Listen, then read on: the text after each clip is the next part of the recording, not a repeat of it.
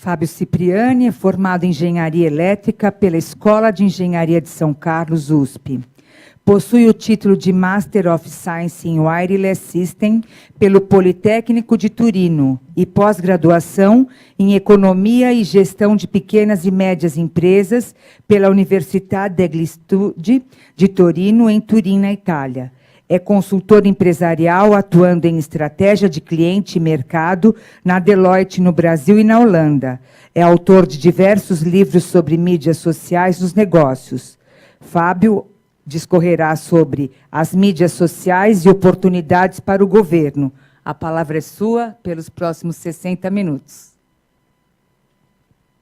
Obrigado, Diva. Agradeço a presença de todos vocês. Agradeço a Heloísa e o José Antônio pela acolhida, e eu estendo o agradecimento ao Roberto, que não pôde estar aqui hoje, que foi a pessoa que entrou em contato comigo e me convidou para essa oportunidade. E é com bastante satisfação que eu estou aqui um pouquinho para compartilhar um pouquinho da visão Deloitte, da minha visão como autor, de como as mídias sociais deveriam ou poderiam ser usadas, né, especificamente para o governo. Recentemente, na Deloitte, a gente lançou uma pesquisa chamada Mídias Sociais nas Empresas, né? E a gente teve uma participação de mais de 300 empresas brasileiras de médio e grande porte. A gente não incluiu nessa pesquisa o setor público. No entanto, como o próprio José Antônio comentou, se a gente trocar a palavra cliente por cidadão, a gente acaba conseguindo chegar mais ou menos numa linha de ideia que pode ser benéfica para todos nós. E eu queria só destacar que, na verdade, eu adaptei a minha apresentação. Muitos dos slides que estavam aqui eram voltados, né, para o setor privado, mas eu adaptei ela para o contexto, coloquei cidadão e coloquei alguns slides a mais, porque na Deloitte a gente tem uma área de setor público, de serviços para setor público, e não só no Brasil, mas no mundo inteiro. E no mundo, eu hoje faço parte de uma rede de colaboração, não podia ser diferente, né, de colaboração virtual, com pessoas da Deloitte do mundo inteiro, onde a gente desenvolve um trabalho conjunto para encontrar novas possibilidades de ofertas de serviço de consultoria, que é o negócio da Deloitte, nessa linha de exploração de mídias sociais, né, de como a gente pode ajudar as empresas a se organizar melhor e engajar melhor o público em comunidade. Então, eu trouxe um pouquinho também do conhecimento que eu consegui capturar internamente. Tá? Então, eu não só mudei a palavra cliente para cidadão, mas também coloquei alguns slides com ideias e com um ponto de vista de como isso pode ser explorado no governo. Tá? Então, eu só queria começar falando isso daí. Então, na verdade, o nome da palestra aqui que eu vou passar para vocês, Mídias Sociais no Governo, o relacionamento online com cidadãos. Então, que oportunidades que podem ser exploradas. Aqui eu estou carregando um pouquinho de exemplos de fora do Brasil. Tá? Eu preferi trazer exemplos de fora do Brasil para olhar a experiência de fora, até porque muito do que eu peguei aqui está na nossa rede interna de colaboração. É óbvio que aqui no Brasil já tem alguns casos, e até recentemente, na segunda-feira dessa semana, no estado de São Paulo, saiu uma matéria com a qual eu até contribuí, falando de alguns exemplos no Brasil, da CPTM, do metrô de São Paulo, e também o metrô do Rio de Janeiro lançou um blog recentemente. Então, já existem algumas ações em mídias sociais sendo feitas pelo governo no Brasil, mas a gente vai falar um pouquinho ao longo da conversa. Então, vamos começar. Próximo slide, por favor.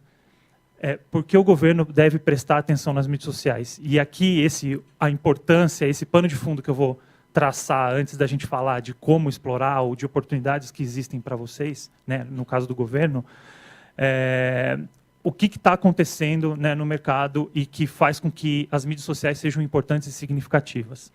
Então, se a gente for para o próximo slide, por gentileza, o primeiro fato importante aqui é que esse contexto, as mídias sociais como ferramentas, são ferramentas que estão partindo, né, vindo da mídia tradicional, de jornais, revistas, que tinham um crescimento, ou que têm um crescimento baixo, até pela maturidade, e à medida que elas estão ficando mais,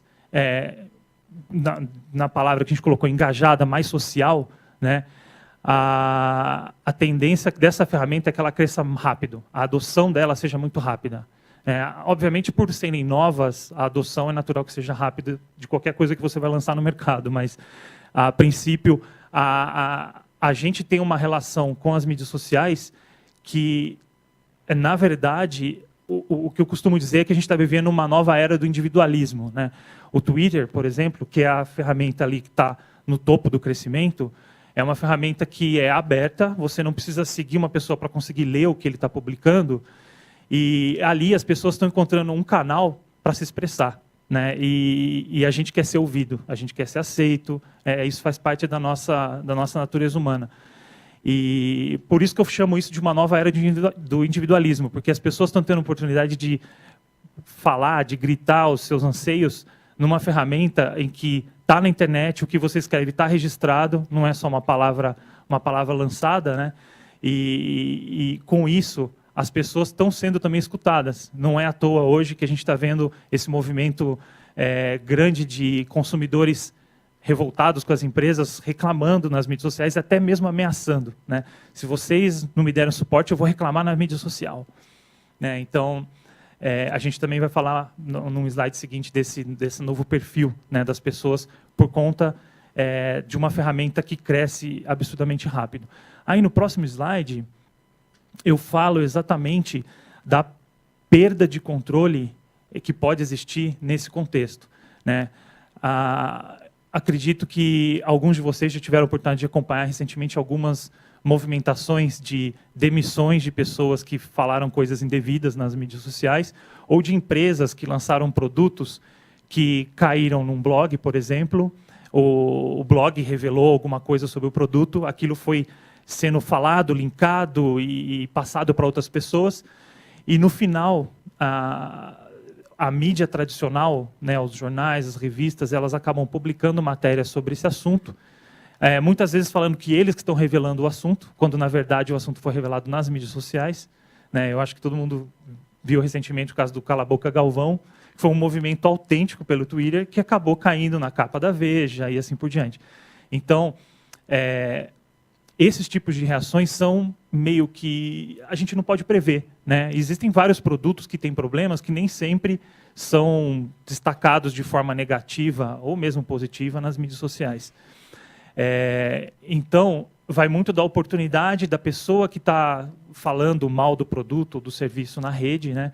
E isso vale também para os serviços públicos que são prestados. O cidadão ele vai reclamar, assim como ele vai reclamar de uma empresa, de um produto, ele vai reclamar também dentro dos seus direitos de poder exigir um tratamento mais digno dentro da sociedade. Então, essa é uma outra dinâmica que está por trás. Uma ferramenta que cresce rápido, que a gente falou no primeiro slide, e agora a gente falou dessa perda de controle, né? Desses links sucessivos que vão deixando a coisa muito importante em evidência, né? A ponto de chegar na mídia tradicional e atingir um número bem maior de pessoas. Então, no próximo slide, eu falo desse novo cidadão social. E quando eu falo para as empresas, eu falo do novo cliente, do novo consumidor social. As pessoas, e hoje a gente está vendo, né, no Brasil, que não tem uma penetração absurdamente saturada na internet, né, como países de primeiro mundo, toda a população que está tendo acesso hoje, e hoje a gente está vendo a classe C tendo acesso a um computador dentro de casa, e mesmo as pessoas que não têm dentro de casa, quando usam lan houses, se você entra numa lan house hoje, você vai ver o pessoal no Orkut, né? A gente se identifica com essas plataformas de relacionamento, né? Porque faz parte da nossa natureza se relacionar com as pessoas, se conectar, se sentir aceito dentro de um grupo, né? E esse relacionamento nosso com essa nova tecnologia causa algumas mudanças no nosso comportamento, que estão, né, descritas aí nos círculos, né? A gente usa mais canais online, né? A gente acaba se sentindo tão à vontade que a gente acaba até confiando em estranhos. E aí várias pesquisas já demonstraram que você lê um depoimento de uma pessoa falando mal sobre um produto, você é levado a acreditar naquilo, ainda quando você não conhece a pessoa, né? Então, esse tipo de mudança no comportamento faz com que a gente se torne um pouco, entre aspas, mimados, né? No sentido de reclamar realmente, de ameaçar as empresas e falar, poxa, se você não me tratar bem, eu vou reclamar nas mídias sociais, porque lá eu sou escutado. ou eu tenho uma chance maior de ser escutado, né? Porque as pessoas podem me seguir, enfim, né? Aí fica, e é por isso também que o Twitter ele cresceu tão rápido, né? Porque você pode seguir e ser seguido, mas você pode ler coisas de pessoas que você não segue, ao contrário do Facebook, do Orkut, que você tem que estar conectado com a pessoa muitas vezes para conseguir ter acesso a algumas informações específicas sobre ela ou sobre as coisas que ela publica. E ele funciona melhor que o blog, porque o blog, por ter um carregamento de texto maior, não se populariza tanto, porque nem todo mundo gosta de escrever. Agora, 140 caracteres é facinho de mandar, e você pode mandar do celular também. Então, fica muito mais fácil. Então, as pessoas tendem a fazer tudo mais online, né? Até isso são fatores de preocupação, e muito se fala das mudanças que isso está causando nos jovens, os jovens que hoje estão nascendo e crescendo nesse cenário digital. Alguns estudos indicam até que eles têm um cérebro completamente diferente da minha geração, das gerações mais velhas. E tudo isso por causa da velocidade da informação, da forma com que a facilidade que você acessa a informação, às vezes deixa até a gente com uma sensação de que a gente não sabe nada, de tanta informação que está vindo, né, por aí nesses canais de internet. Então a gente fala, poxa, eu sou bem ignorante, né, tem tanta informação que eu não tenho a mínima ideia do que se trata. Então, realmente isso muda a sociedade e é isso que esse slide quer passar. E aí no próximo, eu falo do último pano de fundo, né? Então a gente falou da velocidade de crescimento, a gente falou da perda de controle, a gente falou do novo perfil do cidadão, né? E agora eu estou falando de uma geração que está entrando, que está crescendo, que está assumindo cargos de gerência nas empresas, que estão entrando também no governo como servidores e como governantes. Então, esse cenário de a gente imaginar que a população jovem hoje, né, é maioria em comparação à população de 43 e 61 anos, daqui a 10 anos, a gente começa a refletir sobre algumas coisas que nas empresas se refletem, e aí a gente faz um paralelo com o governo em seguida, nas empresas isso reflete em fuga de talentos, porque o jovem que está entrando hoje na empresa, e isso também é aplicado para o governo, se a gente fizer um paralelo rapidinho, ele entra e muitas vezes a empresa barra o acesso a essas ferramentas, né? Então, ninguém aqui tem acesso ao Twitter, ninguém tem acesso ao Facebook, a gente barra isso por causa de produtividade. Legal, só que se a gente lembrar, algumas pesquisas recentes também indicam que esses jovens, eles já não se falam mais por e-mail, eles se falam com os amigos por essas redes sociais. Então, esse jovem, quando entra na empresa, ele fala assim, poxa, essa empresa barra o acesso, eu não me identifico com essa empresa. Então, existe sim fuga de talentos. Esse é um lado. O outro lado é que essa população vai envelhecer e, queira ou não, eles vão poder mudar a empresa de uma maneira meio forçada, porque essa é a cultura deles, é a forma deles verem o mundo, eles vão trazer isso para dentro da empresa a partir do momento que eles começarem a crescer dentro da empresa. Felizes são as empresas, os governos que já viram isso e estão já começando a se movimentar nesse sentido. A gente costuma falar que todos os processos de empresas vão se tornar processos sociais, porque todos eles têm, de certa forma, um intercâmbio com essas ferramentas de comunicação. E num contexto de empresa que são formadas por pessoas, e o mesmo se aplica ao governo, você vai falar com outras pessoas nas empresas. E a partir disso, né, se você começa a pensar por isso, faz todo sentido se humanizar, né, transformar a empresa, no caso específico da empresa, que trabalha numa economia, né, num capital econômico, né, acostumada com transações comerciais, ela passar a trabalhar com capital social, de se conectar, e ter capital social é ter pessoas com que você se conecta, um grande número, e esse grande número ele significa acesso a recursos, acesso à informação, né? Então, aquele relacionamento de eu virar para vocês e falar, gente, eu dou R$100 para vocês falarem bem de mim. No capital social isso soa errado, né? As pessoas falam, poxa, esse cara está querendo me comprar. A mesma coisa se aplica nas empresas hoje. As empresas que chegam para um blogueiro e falam, eu te mando o meu produto para você falar bem dele, ela está exatamente aplicando o capital econômico onde ela trabalha nesse contexto, né?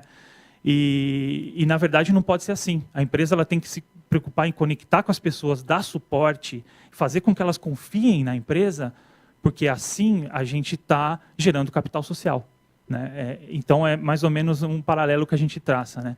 E aí tem algumas teorias de redes de colaboração, de capital social que traçam esse pano de fundo, mas basicamente inspirar confiança nas pessoas, né, que as pessoas te confiem e sabem que você dá suporte, que você conhece alguns assuntos, e ao mesmo tempo você usar essa rede para acessar a informação da forma mais fácil, né? Então, esse é o cenário, né, em relativo a essa entrada dos jovens no mercado de trabalho e no contexto da sociedade. E aí, com esses 4 panos de fundo, e esse slide é diferente do que eu costumo mostrar para as empresas, porque nas empresas eu falo de estratégia, de processos, de tecnologia, não que eles não sejam importantes também para o governo, mas aqui eu faço uma comparação, eu preferi fazer uma comparação entre um governo tradicional, ou o governo 1.0, e o governo social, ou o governo 2.0. Então, a gente tem 4 dimensões, né? Forma de operação, prestação de serviços, orientação da performance e participação do cidadão, que refletem o antes e o depois nesse contexto, né? Com que as mídias sociais, na verdade, não é que as mídias sociais transformam, elas viabilizam essa transformação, né? Ela viabiliza que seja mais transparente, que seja mais flexível, que traga o cidadão para dentro para colaborar, para que também apanhe-se as ideias geradas pelos cidadãos, né? Então, essa transição, né, ela está acontecendo com base nesses slides que eu mostrei anteriormente, né? Nos slides que eu falei que é uma coisa que cresce rápido, que está mudando o cidadão, onde a gente perde o controle, e que as gerações mais novas elas precisam dessas ferramentas para funcionar melhor, né? Porque eles já se sentem à vontade nesse contexto. Pode passar para o próximo slide? E aí eu vou falar quais oportunidades existem para o governo, né? O José Antônio estava comentando um trabalho que a gente fez na Deloitte, que foi essa pesquisa, né, que eu comentei agora no comecinho, que chama Mídias Sociais nas Empresas. Eu tirei, né, geralmente na palestra eu mostro os gráficos, né? Eu falo um pouquinho dos resultados que a gente teve na pesquisa. Eu tirei daqui dos slides, mas eu deixo aberto a todos vocês. No final da palestra eu vou dar meu e-mail e também depois o pessoal da TechReg pode mostrar os e-mails deles. E aí eu deixo o material com eles, ou vocês podem me mandar o e-mail diretamente. E no final tem o endereço do SlideShare, né, que é o YouTube dos slides, né, que a gente publica os slides. Tem lá um endereço com o meu perfil. E vocês podem acessar, que lá tem um relatório, esse relatório da Deloitte com as pesquisas das empresas para fazer o download, é gratuito. Então, antes da gente entrar nos slides, eu só vou comentar rapidinho um pouquinho do resultado dessa pesquisa. A gente achou que 70% das empresas brasileiras já estão usando ou monitorando e ou usando as mídias sociais. E a grande maioria delas estão fazendo ações de marketing, pura e simplesmente, sem muito pensar no relacionamento com o consumidor.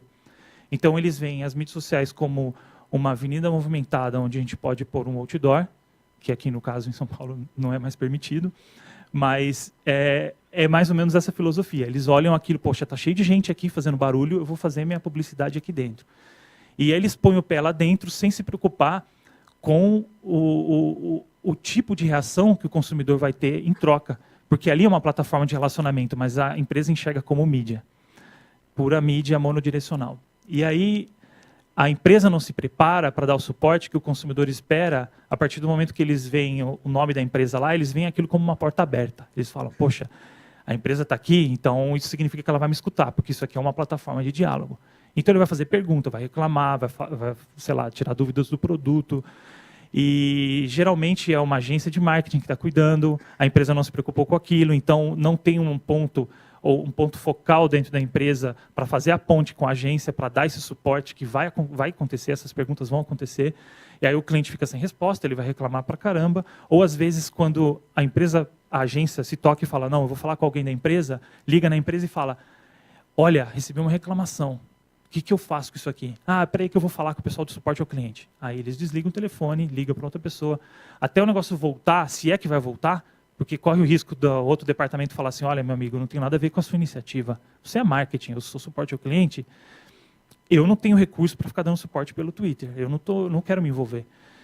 E a maioria das empresas respondeu que quem cuida hoje disso nas empresas é o departamento de marketing.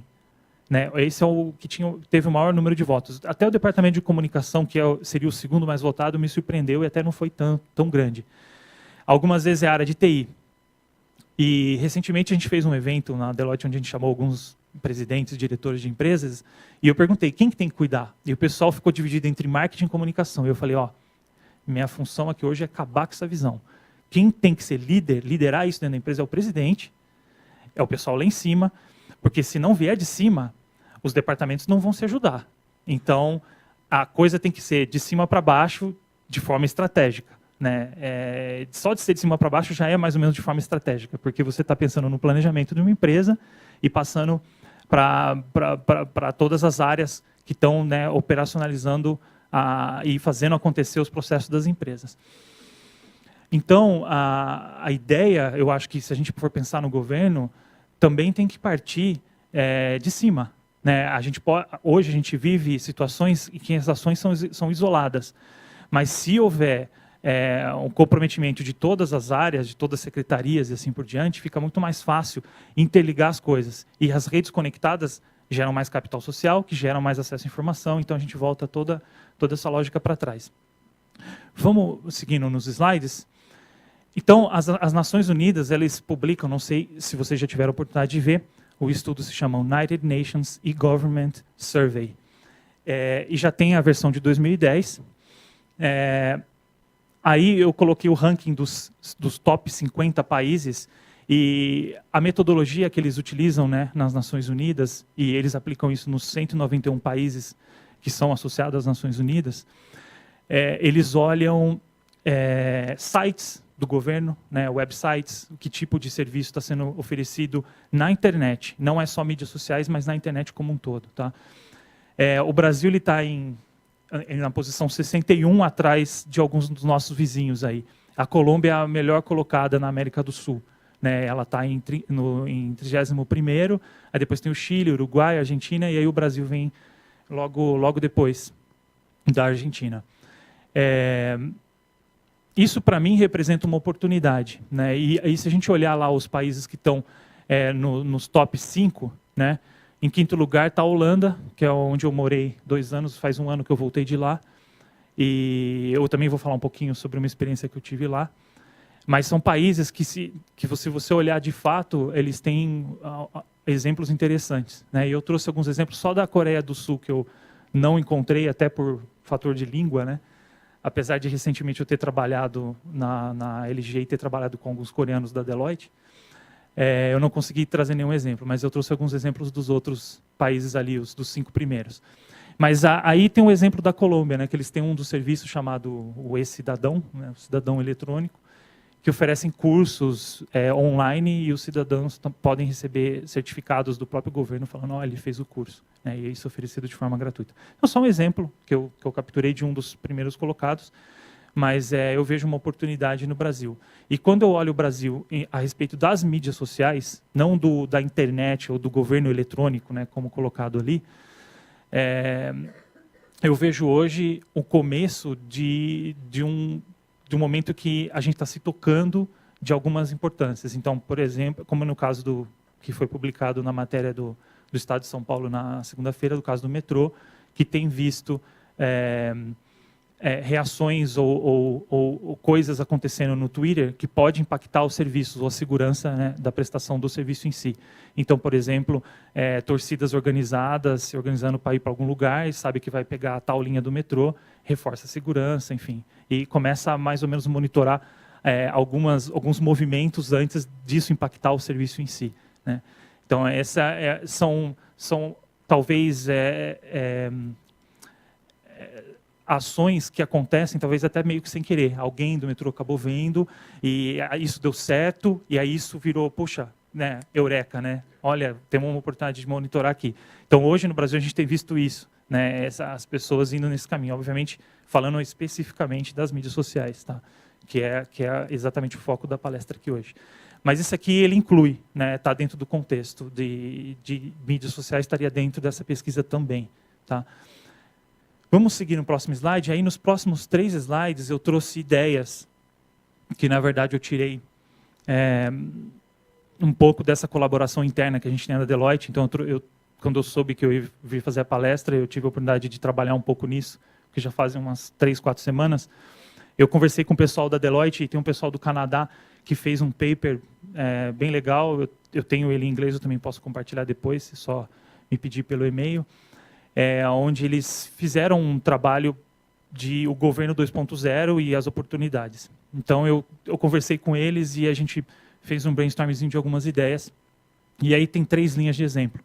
E vocês vão ver que hoje aqui eu não vou falar de uso das mídias sociais para ser, no caso, né, de campanhas eleitorais e tal. Né? Não é também meu foco. Essa é outra linha, né, como aconteceu aí liderado pelo caso Obama nos Estados Unidos e tal.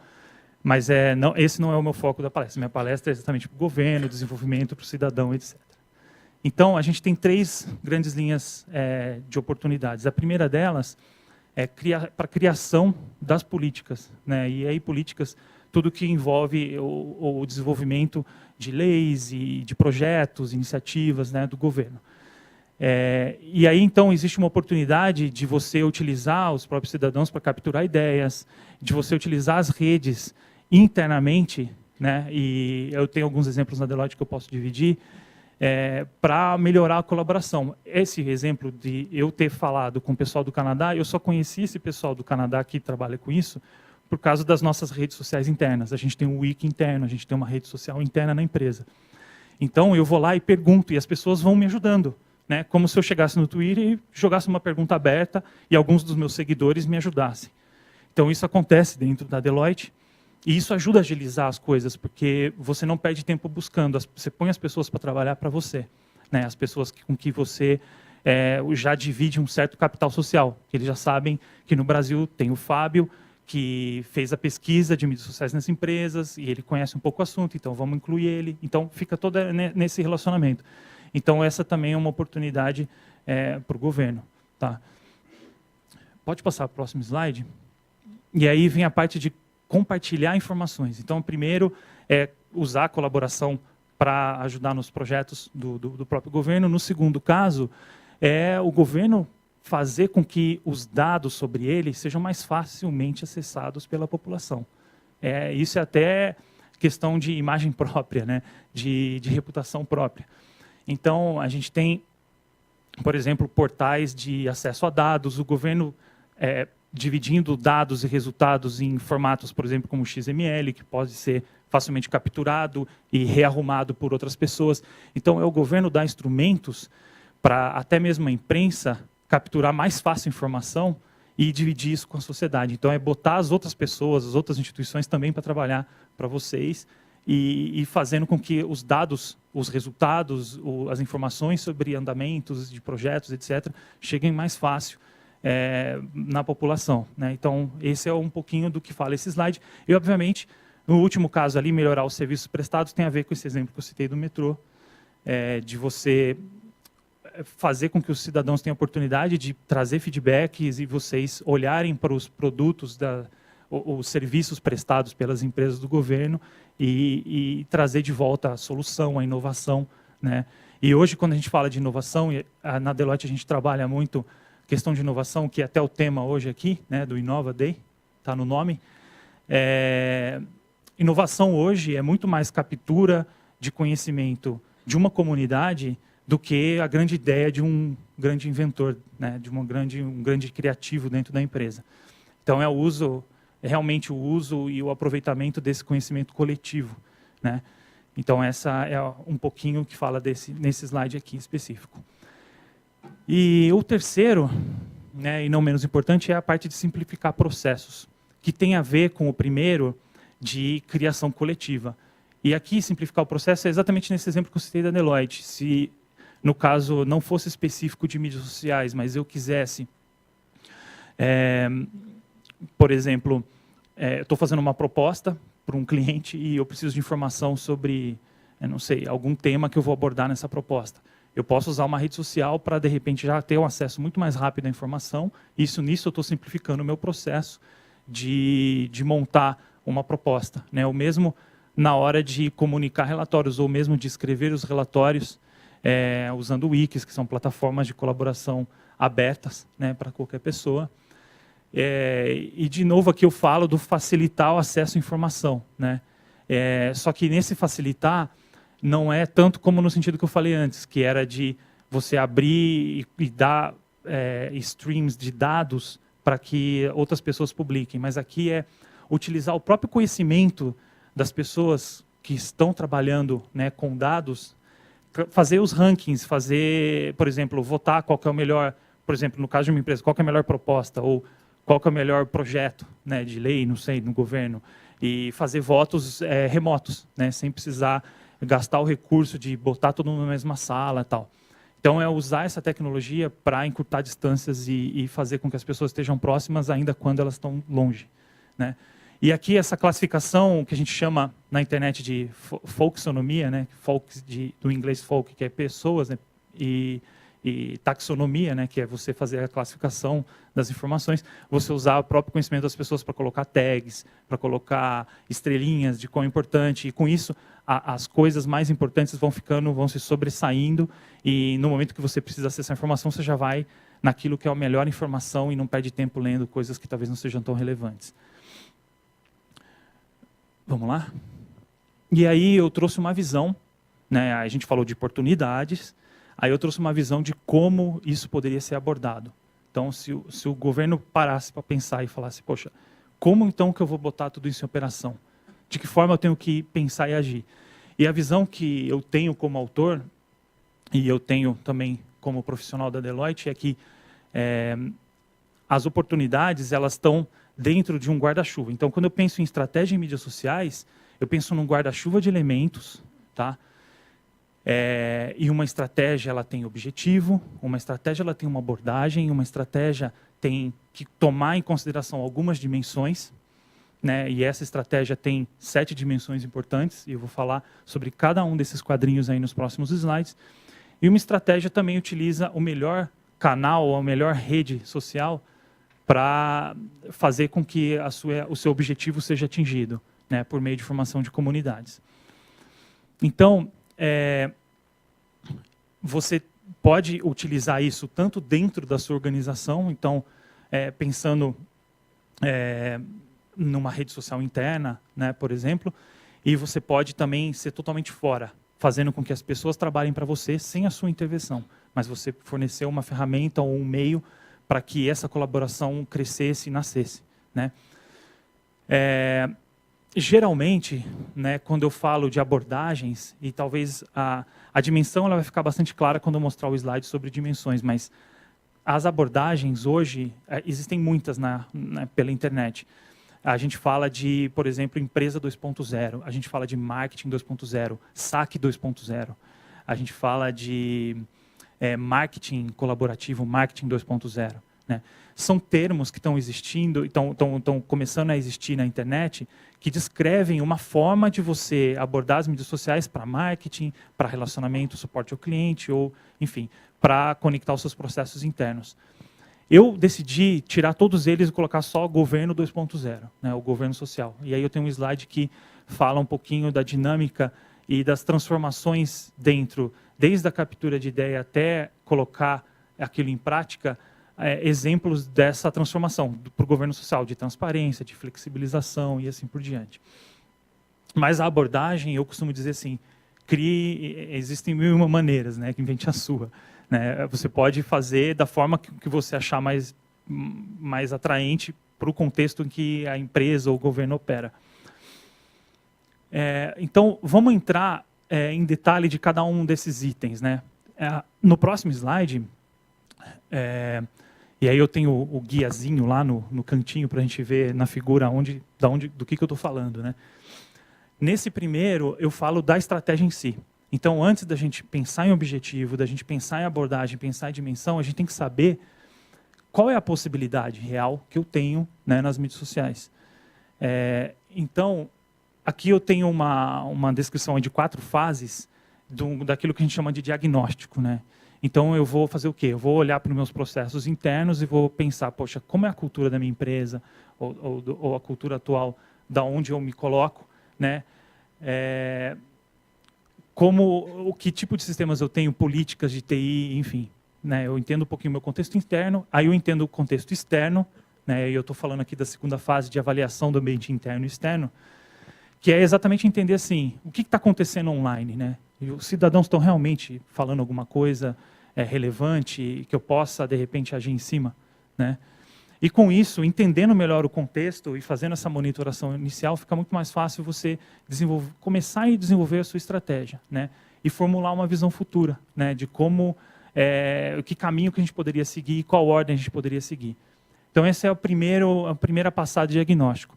No próximo slide, eu falo exatamente dos objetivos. Então, para você atingir esses objetivos, você precisa primeiro, né, formar comunidade, porque eles só serão atingidos por meio das comunidades.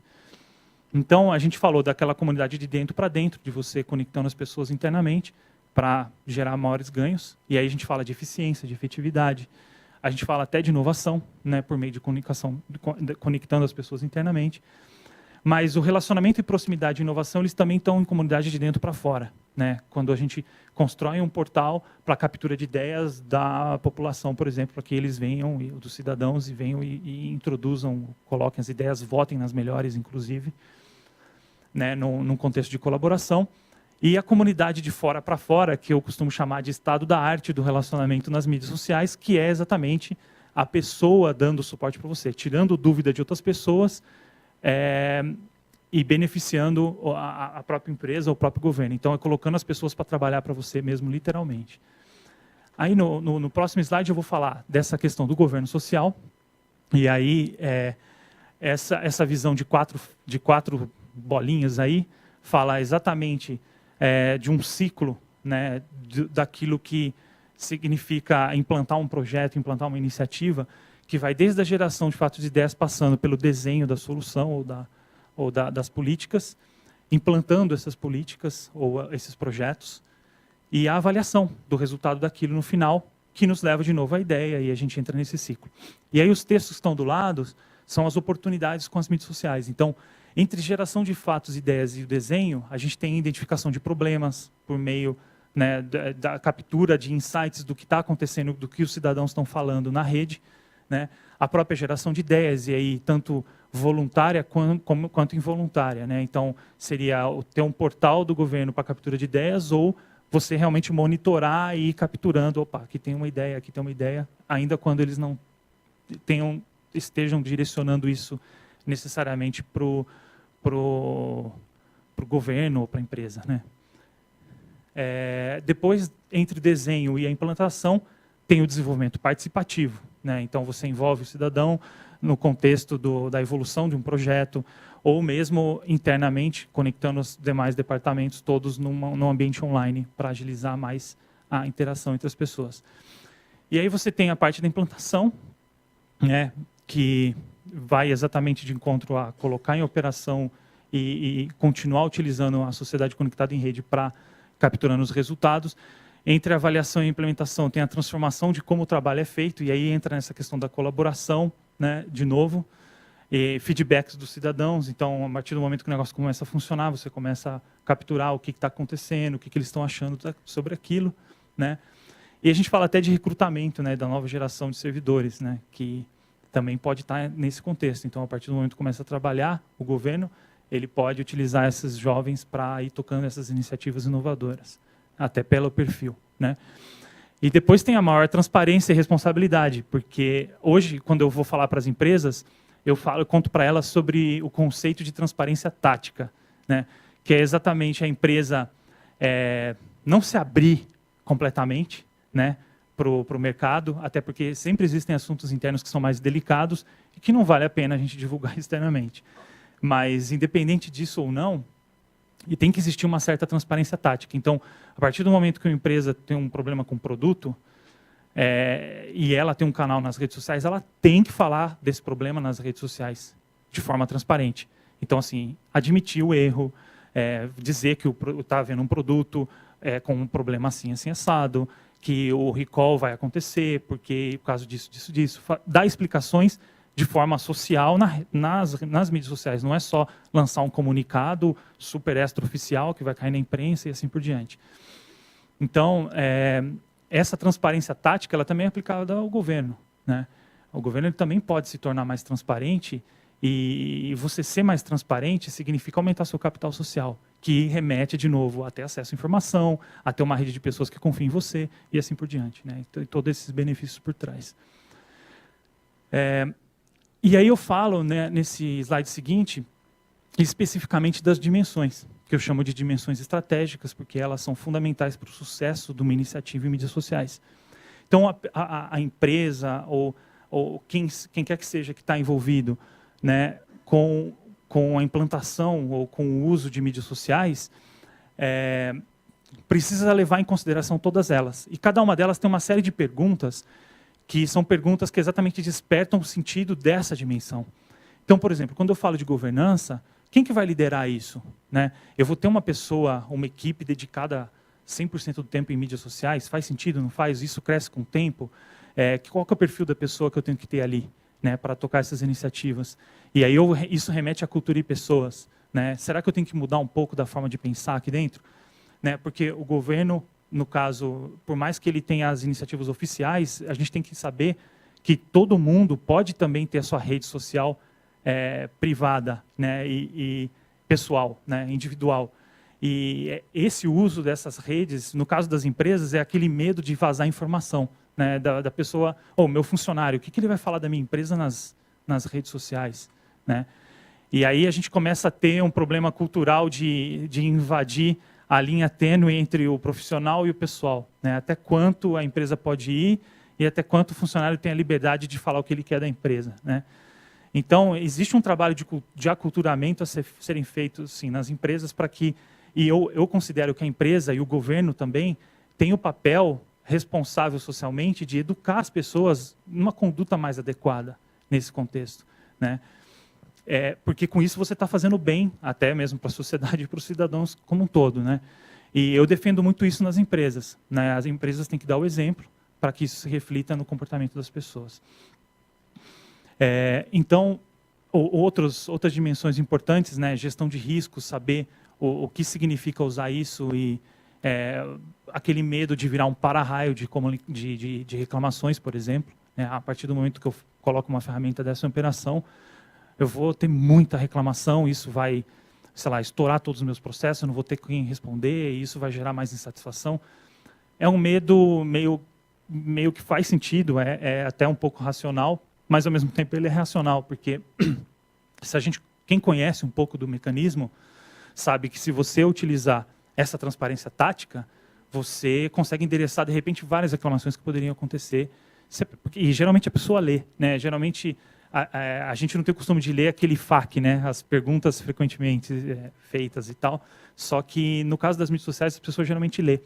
E se eles sabem que no Twitter da empresa X, ela vai falar dos problemas que vão acontecer, a pessoa mesmo vai criar o hábito de repente, antes de reclamar, olhar lá, né? Até porque ele olha, dá reply e consegue mandar para os amigos. Então, faz todo sentido. Então, eu não vou ler cada uma das dimensões, mas, por exemplo, tecnologia, comunicação, qual a linguagem mais adequada, tecnologia, a gente fala exatamente de políticas de TI, né? Então, até muito recentemente na Deloitte, o Twitter e o Facebook eram barrados. Eu descobri que essa semana eles abriram, porque só que não é só questão de ir lá na área de TI e mudar uma chavinha. Eles tiveram que mudar toda a política de TI da empresa. Então, também tem muita coisa por trás quando a gente fala em tecnologia, né? Bom, e gestão de projetos também é importantíssimo, porque ali você está mensurando o resultado, você está acompanhando a implantação daquilo. E sem você mensurar o resultado, você não está sabendo se aquilo vai te levar em algum lugar, né? Então, hoje a gente fala, principalmente para as empresas, em retorno sobre investimento. Qual o retorno sobre investimento que eu tenho com mídias sociais? Até porque, se o meu presidente quiser realmente comprar essa ideia, ele vai ter que saber que valor isso gera para os meus acionistas, que valor que isso gera. Bom, enfim, e no caso do governo, que valor isso gera para a sociedade ou até para a imagem do próprio governo, né?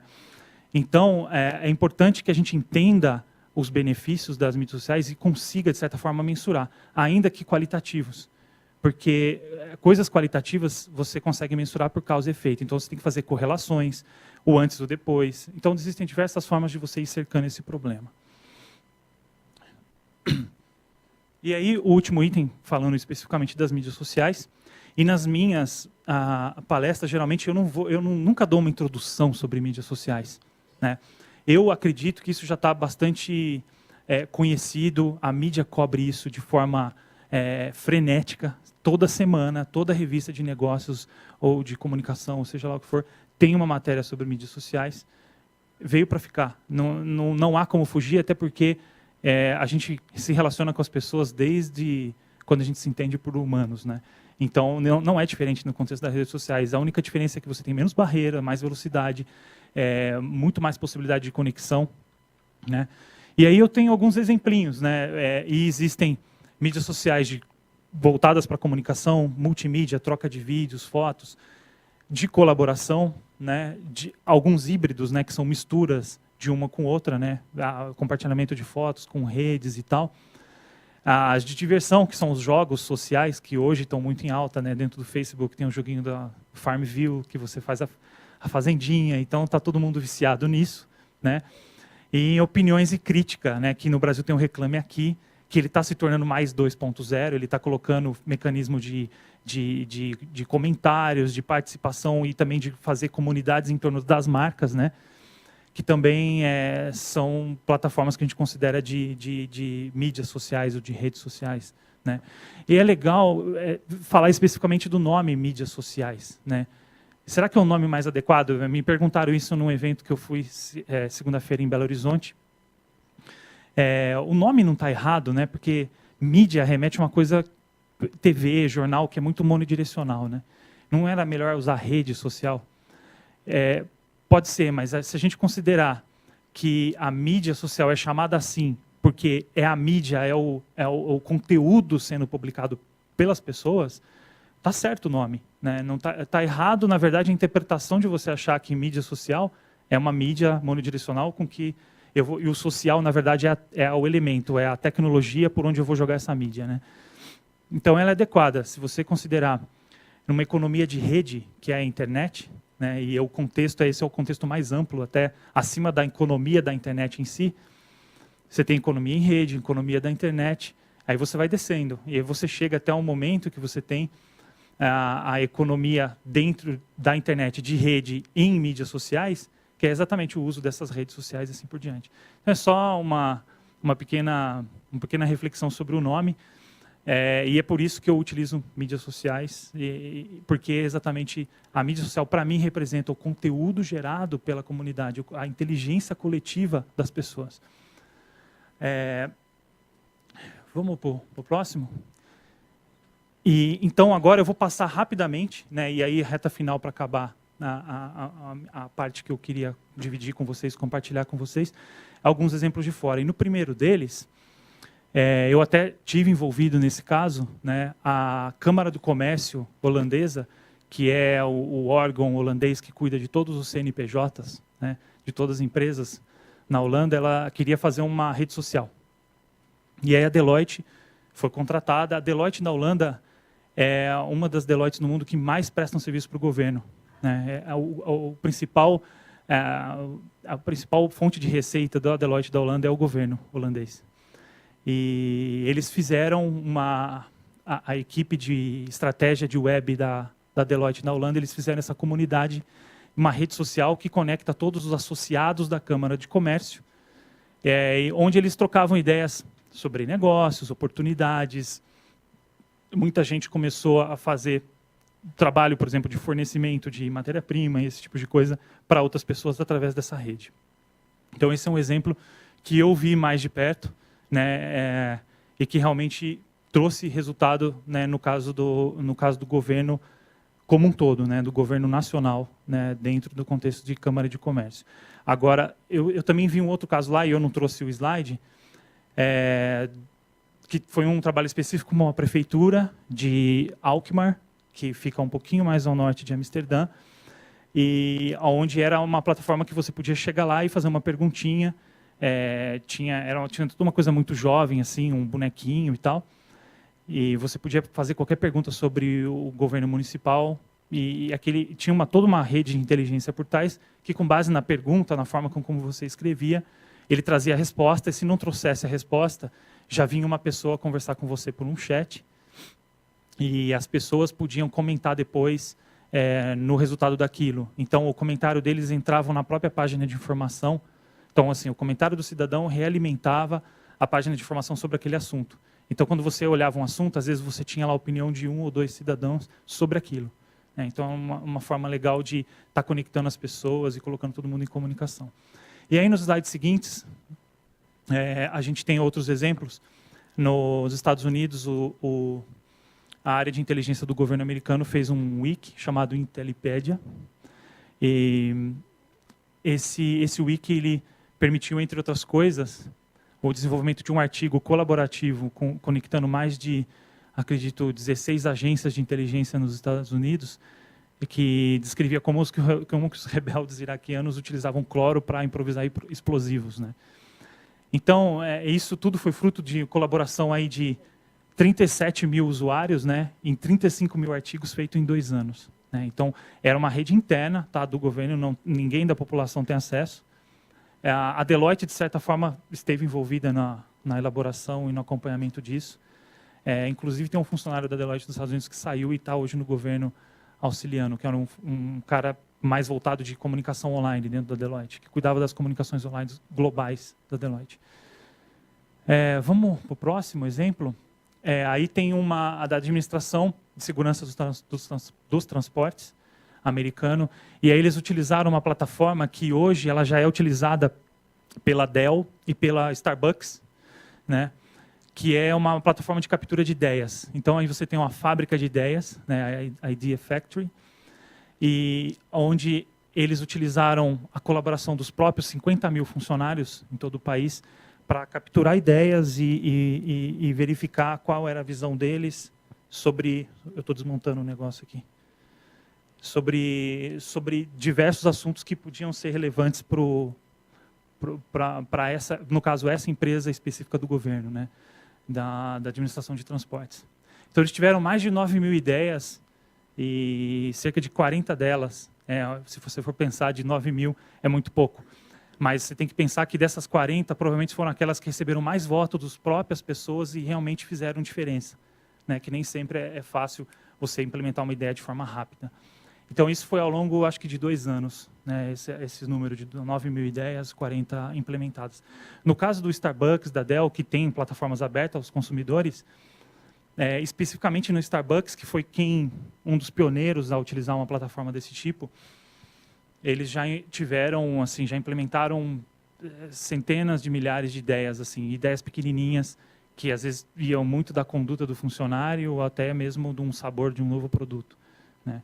E é legal nessa plataforma que todo mundo pode votar, pode comentar, aperfeiçoar a ideia, tudo em colaboração. Vamos para o próximo. Aí no Canadá, né, em Toronto, esse é um exemplo de uma ferramenta para a população em geral, que ajuda eles mesmos calcularem a quantidade de carbono emitido nas ações do dia a dia, né, da população em si. E aí, quando você entra nessa plataforma, você, além de ter uma calculadora para te ajudar a mapear isso daí, você tem uma comunidade. Então, você consegue se comunicar. Obviamente que tem alguns elementos de privacidade, mas você consegue acompanhar pessoas da sua região. Né? Não necessariamente do seu bairro, da sua rua, mas na região você sabe quem está mais engajado, aí você sabe qual região está na frente. Então, cria uma competição legal e bastante motivadora, né, para a própria população utilizar e continuar utilizando a ferramenta. Vamos para o próximo? Aí eu trouxe um da Austrália, do governo do estado de Vitória, né, da Austrália. Esse é um portal, ele parece mais sisudo, né, assim, mais sério e tal, mas você vê lá o logo do Twitter em cima, né, você vê que tem alguns RSS, né, que são streams, né, feeds de informação que você pode fornecer para as pessoas utilizarem das mais diversas formas. E aqui, na verdade, eles estão compartilhando tudo o que está acontecendo no governo e internamente, dependendo das páginas, tem algumas coisas de comentário, de colaboração. No próximo exemplo, aí eu vou para o Reino Unido. Então, tem o escritório do primeiro-ministro, tem um site. E aí no site você vê no cantinho aqui, né, os últimos vídeos, as últimas fotos, né? E dentro aqui você tem alguns blogs, e todos eles com abertura, de novo, para comentários, para ir capturando a impressão dos próprios cidadãos e assim por diante. Vamos para o próximo, por favor? Acho que esse deve ser o penúltimo. Centro de Controle de Prevenção de Doenças, né? E aí é legal ver que, por exemplo, eles estavam publicando, né, a campanha atual em mídias sociais, né, no canto esquerdo ali em cima. E aqui é tudo que é mídias sociais no CDC, né? E, então eles estavam fazendo aí uma campanha da gripe suína, da H1N1, e você vê no cantinho aqui, na verdade quase no meio da página, aonde que eles estão conectados, né? No Twitter, no Facebook, MySpace, Daily Strength, no YouTube, Flickr, no iTunes, né? De repente eles devem ter podcasts, que eles colocam informação sobre o que eles estão fazendo, para você baixar no seu iPod, no seu iPhone. E no Second Life também, que já é praticamente uma rede social extinta, né? Que bombou e de repente o negócio murchou, né? E é legal, no caso do Second Life específico, pensar exatamente naquele contexto que era um jogo que você colocava o seu personagem lá e tal. Hoje tem um chamado Rabo Hotel, que é muito usado por adolescentes e pessoas bem jovens mesmo. E é super popular, tem muita marca fazendo publicidade lá dentro. E é tipo um Second Life, só que um pouco mais de desenho animado, não é tão real assim as imagens, mas é bastante interessante e está dando certo. E é o mesmo conceito. E ele está dando certo mesmo. O Second Life meio que murchou porque era muito complexo de usar, né? E as pessoas, e você pensa no Twitter, é muito simples de usar, né? Então as pessoas também querem simplicidade para facilitar a forma de comunicar. Mas o que importa, a mensagem aqui é que essas redes, elas crescem, elas diminuem. Agora o Orkut está sofrendo um pouquinho no Brasil, que o Facebook está crescendo muito rápido e a tendência é que talvez o Facebook passe o Orkut. Mas não importa a ferramenta, importa o mecanismo, a forma de funcionamento. É isso que as empresas e todos nós temos que absorver, né? Que não importa a forma como você vai utilizar, você sempre vai ter alguém te seguindo, você seguindo alguém, trocando ideias, informações. A dinâmica de funcionamento pode ser diferente, mas, no fundo, a forma de criar redes sociais, capital social é o mesmo. É trocando informação, passando a confiança para as pessoas, para que as pessoas confiem em você, né? E assim por diante. Vamos no próximo exemplo? Bom, acabou. E aí, o meu último slide. Aqui nesse endereço, slideshare.net, FH Cipriani, tem algumas apresentações que eu já fiz e tem, o mais importante, a pesquisa de mídias sociais nas empresas. Tem duas versões. Tem uma versão que é uma apresentação sumarizada e tem o relatório completo, que é um relatório de 18 páginas, e que vocês podem, inclusive, ter um botãozinho de download lá em cima, vocês podem baixar o PDF desse relatório. E aí tem o meu usuário no Twitter e o meu e-mail, né? Me coloco à disposição, caso vocês queiram tirar dúvidas, conversar comigo. E essa é a capa do meu livro, que eu lancei em 2006, chamado Blog Corporativo. Eu fiz uma segunda edição em 2008, e eu estou agora, já está pronto, eu estou para lançar até o final do ano, não tenho título, não tenho editora, então não perguntem, mas eu estou terminando de escrever um livro sobre estratégia em mídias sociais. Esse conceito do guarda-chuva que eu trouxe para vocês, eu tirei do meu livro. E eu estou aplicando ele na Deloitte.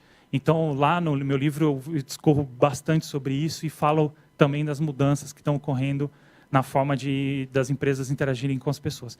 Meu livro é bem voltado para as empresas, para executivos, etc., mas eu teria a maior satisfação de comunicar a todos vocês quando tiver para lançar. Até o final do ano deve sair um livro sobre estratégia de mídias sociais. Obrigado novamente pela presença, espero que tenha sido proveitoso e eu acho que mais tarde a gente vai ter a oportunidade de debater e conversar, perguntas, respostas e assim por diante. Obrigado. Muito obrigada, Fábio. Agradecemos e parabenizamos pela palestra. Nós vamos fazer agora as perguntas, se você não se importar, porque assim a gente já libera. Pedimos que você, por favor, sente à mesa. Aqueles que se interessarem, levantem a mão, por favor, que eu levo o microfone.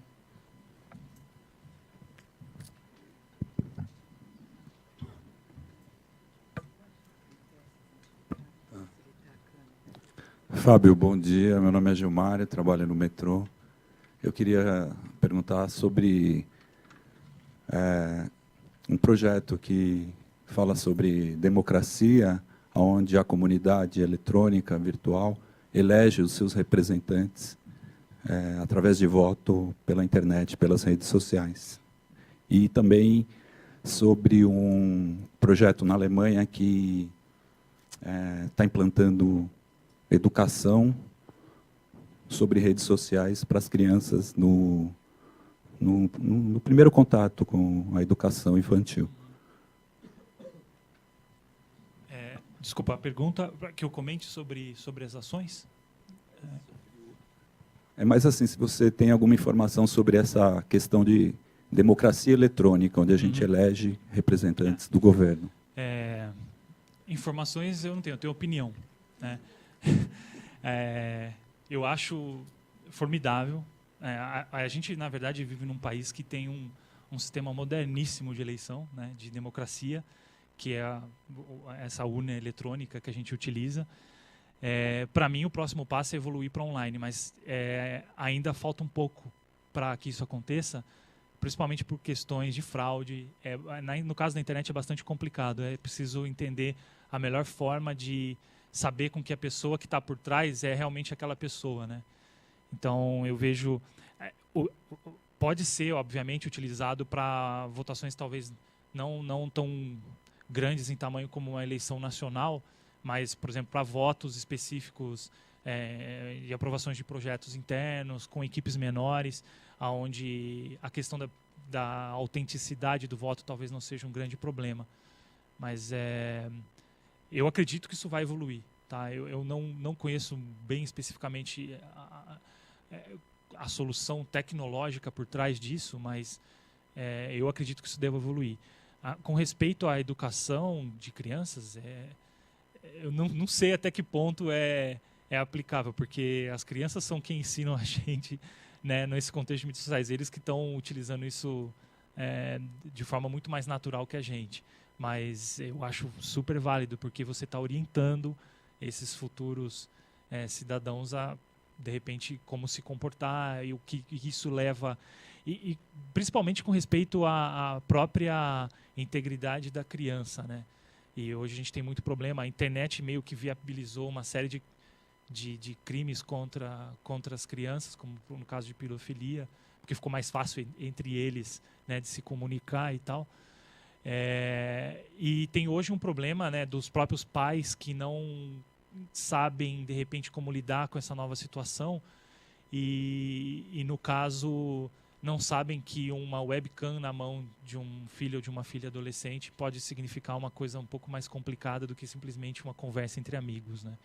Então, eu acho que o governo, nesse caso, vai ter um papel brilhante de orientar as crianças em si e, de repente, orientar até mesmo os pais, né, que são quem, vamos dizer assim, entre aspas, policia o uso da internet dentro de casa. Eu acho que isso é bastante importante. Tem muitos pais que não têm a mínima noção dos riscos, dos perigos que a internet representa para as crianças. Então, eu acho que a educação não só para a criança, mas também para os pais é fundamental. Fábio, nós temos mais de 50 pessoas assistindo online a sua palestra. E queremos dizer para esses nossas pessoas que estão assistindo online, agradecer por estarem aqui, estarem assistindo nos seus locais de trabalho, em suas casas, dizer que podem fazer perguntas também online, que nós transmitiremos ao Fábio. Tem várias pessoas parabenizando a sua palestra. Tá? Muito obrigada também àqueles que estão nos assistindo. Bom dia, Fábio. Meu nome é Roque. Eu sou da Secretaria de Estado dos Direitos da Pessoa com Deficiência. E nós aqui, já tem algum tempo que precisamos congelar os nossos sites e parar de emitir qualquer informação para o público, para o cidadão, devido ao período eleitoral. E nós precisamos continuar fornecendo informações para os cidadãos. A pasta que eu trabalho é uma pasta que tem muita informação para passar ao cidadão. Lá fora, como é que isso acontece? No caso, talvez o único governo que eu conheço um pouquinho mais é o da Holanda, apesar de eu já ter morado na Itália também 2 anos, faz muito tempo eu não sei dizer, até porque não tinha esse contexto, né, que a gente está vivendo hoje. No caso da Holanda, e é até um pouco difícil eu comentar, porque lá é uma monarquia parlamentarista. Então, não existe esses episódios de congelar a informação ou de barrar a informação por questões eleitorais. Então, é uma coisa que é inexistente. Eu mesmo confesso que não tinha conhecido. Eu imaginava que, obviamente, deve ter algumas limitações, até por questões sensitivas de troca de governo e assim por diante. Eu tendo a ver isso de uma forma natural, mas no fundo é prejudicial, bastante prejudicial, porque você está deixando de informar a sociedade, a comunidade sobre o que está sendo feito, né? Então, eu acho isso um problema. Eu sou meio contra esse tipo de atitude. Obviamente que se a gente tomar cuidado, obviamente, para não tocar em assuntos sensitivos, eu acho que a comunicação tinha que continuar fluindo, né? Me parece uma censura, né?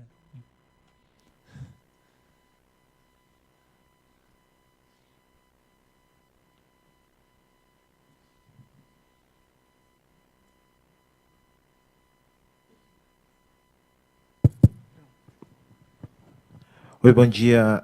Meu nome é Robson, eu sou da Escola do Futuro e trabalho no programa Acesso São Paulo.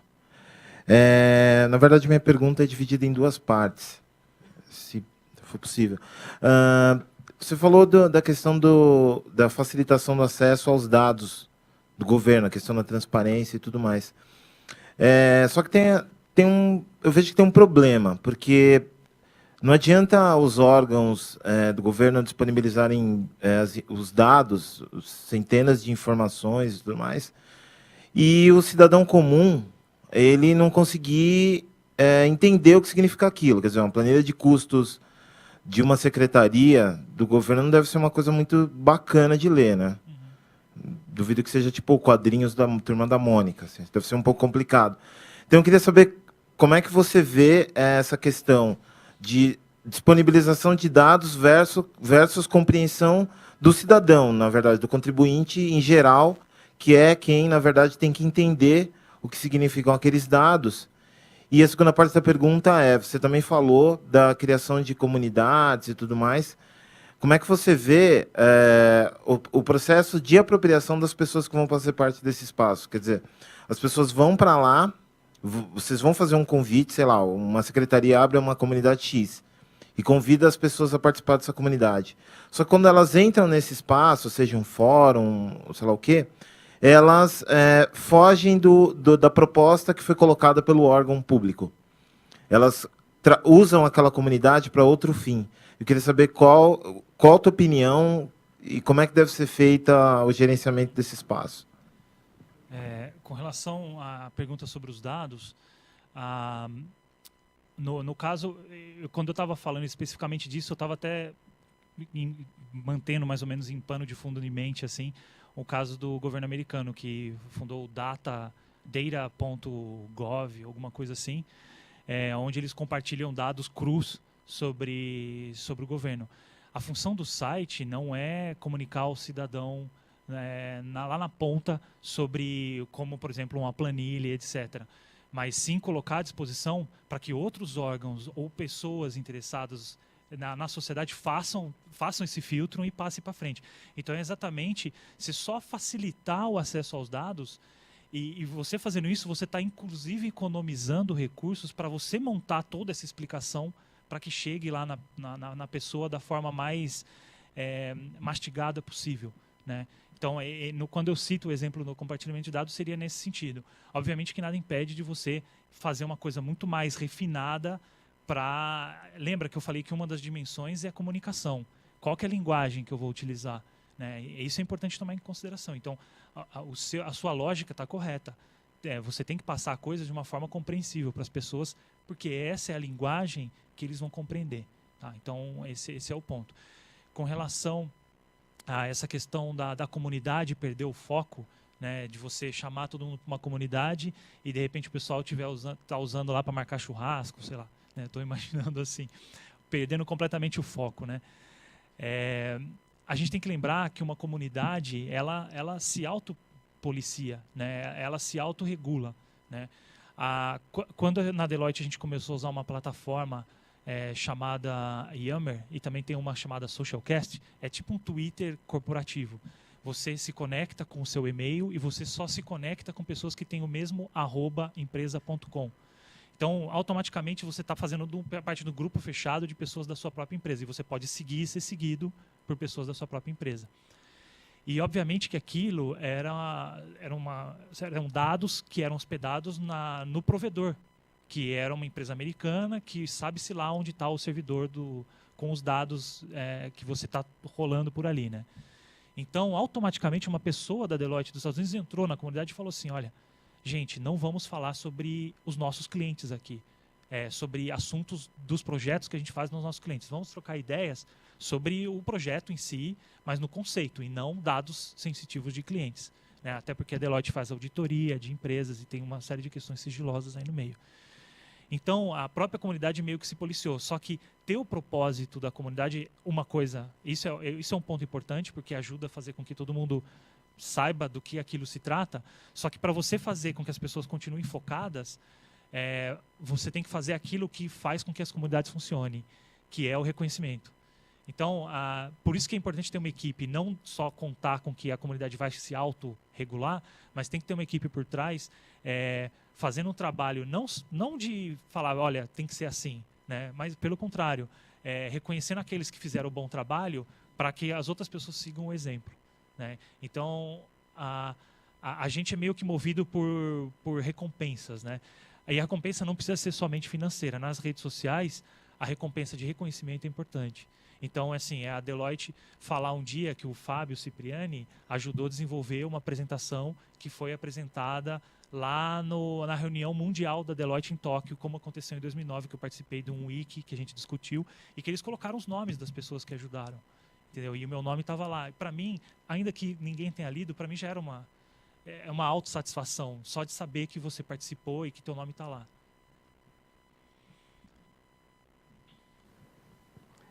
Oi. Oi.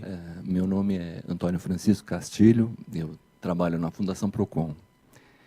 E achei a sua palestra muito boa, tive algumas interrupções, mas encaixou com o que eu venho tentando há muito tempo, eu vou explicar. Existe um projeto no governo que finalmente parece que está emplacando, que é o SPDoc, que é um Sistema de Protocolo Único. Já está implantado em algumas secretarias, na Secretaria da Pessoa com Deficiência, na Secretaria da Casa Civil, Comunicação, Relações Institucionais, Cultura e, por enquanto, só. E o PROCON, eu tenho tentado, mas lá é uma loucura do atendimento. E eu montei uma comunidade no Ning, que eu acho super legal. Montei isso, veja, no começo do ano passado, e quando o projeto estava mais acelerado. Vários entraram, tal, não sei o quê, mas eu colocava alguns assuntos, incentivava, não sei, e não vinha resposta. O único que me dava a resposta é o meu amigo lá da Casa Civil, Luiz Carlos. Ele chegava a ser até gozado, mas daqui a pouco vou ficar eu e ele conversando, quando é um assunto que poderia ser muito melhor explorado. Então, eu queria saber como é que realmente você consegue tirar as pessoas dessa situação. Porque eu incentivei, eu falei, eu coloquei até filmes lá, porque é um ambiente fantástico, especialmente agora com secretarias menores, pode não ser tão útil, mas quando entrar a Secretaria da Fazenda, que deve estar para entrar, espalhada pelo Estado todo, vai ser muito útil. Então, é isso. Em comunidades online tem a velha máxima da regra do 1%, né, que muito se fala, que numa comunidade apenas 1% das pessoas geralmente são aquelas que geram conteúdo e que fazem acontecer. Como eu disse, a iniciativa por si só é muito nobre. De você ter uma iniciativa de fazer uma rede para fazer com que as pessoas dialoguem e tal, isso é muito bom. Acontece que nesse mundo que a gente está começando a entrar em contato com esse tipo de realidade, as pessoas, por si só, elas não têm essa cultura de colaboração como a gente gostaria. Por isso que quando a gente pensa em redes sociais feitas por iniciativas privadas, como, por exemplo, uma rede de uma revista brasileira famosa que tem também uma rede no Ning, que conecta pequenos e médios empresários, você tem aquela pesada instituição por trás que tem, por exemplo, pessoas que fazem a moderação dessas comunidades e ficam ali estimulando, né? Então é como se fosse no teu caso de você colocar vídeos, de você colocar elementos que tentem estimular a colaboração deles. Exatamente. Agora, a gente tem que entender também qual é o lado da motivação das pessoas para participar disso, né? Talvez a mensagem não chegou aos ouvidos de forma adequada, porque se isso for realmente importante e for trazer resultado, eu não vejo por que não participar. Então, eu sou levado a entender que as pessoas não entenderam direito a proposta ou não estão vendo um grande ganho em retorno com aquilo, porque eles só vão colaborar se alguma coisa vier de volta para eles. E esse mecanismo é importante, né?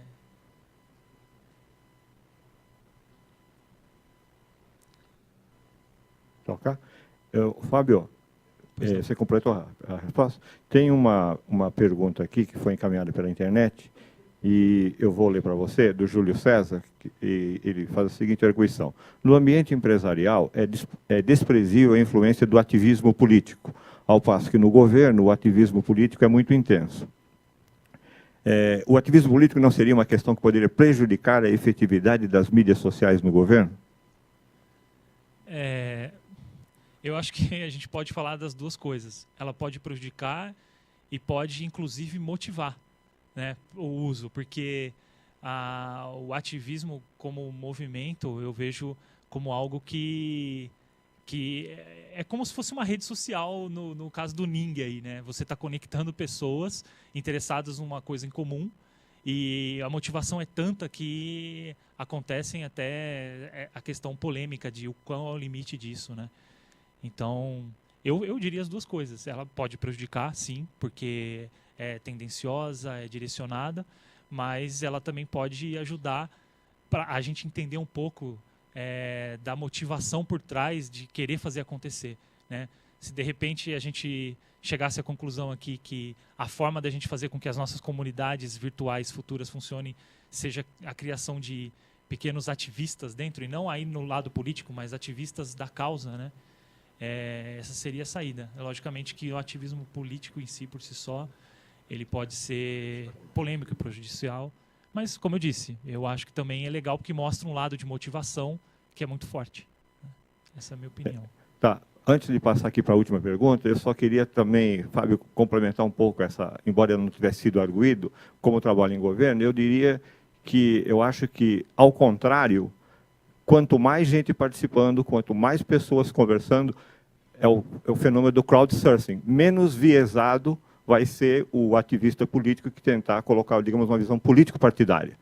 Então, eu diria que quanto mais nós tivermos o engajamento dos 600 mil servidores públicos, da cidadania trabalhando de fora do governo, mas pensando em problemas de governo, essa questão do ativismo político, ela fica percentualmente reduzida e tolerada como normal em qualquer democracia sustentável e moderna, como nós acho que já estamos caminhando para ser e pretendemos ser, ao longo do século XXI, nos firmarmos completamente, né?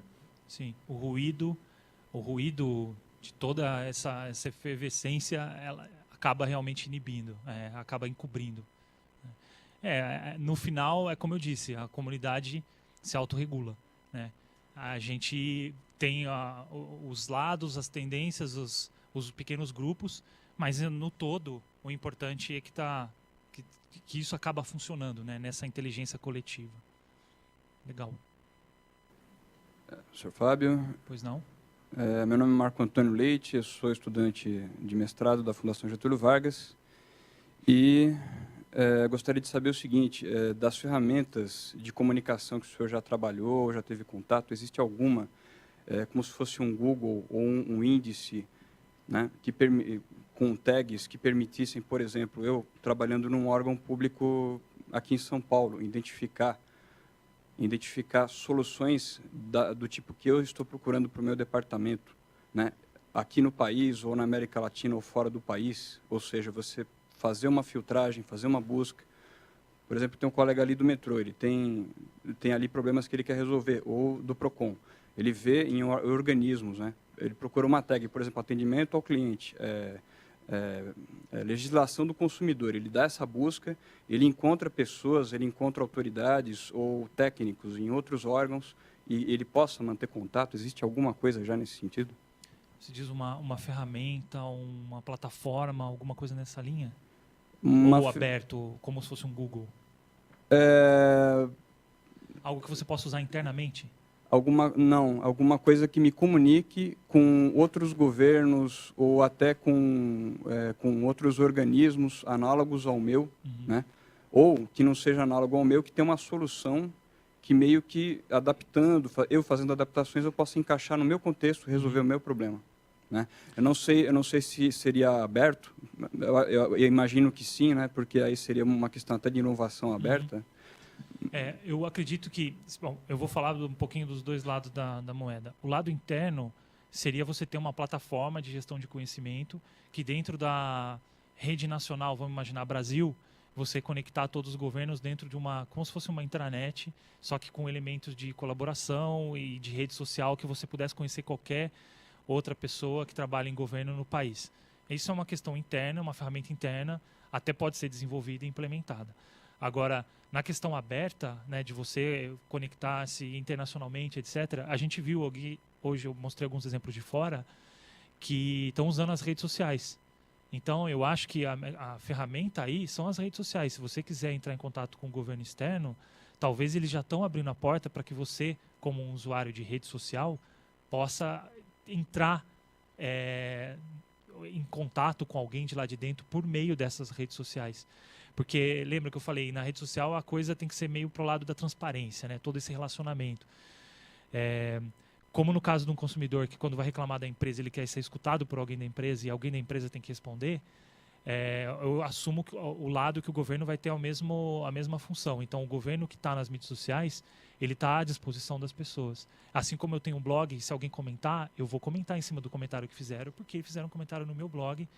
Então, eu acabo tendo esse relacionamento pessoal com alguém que está comentando.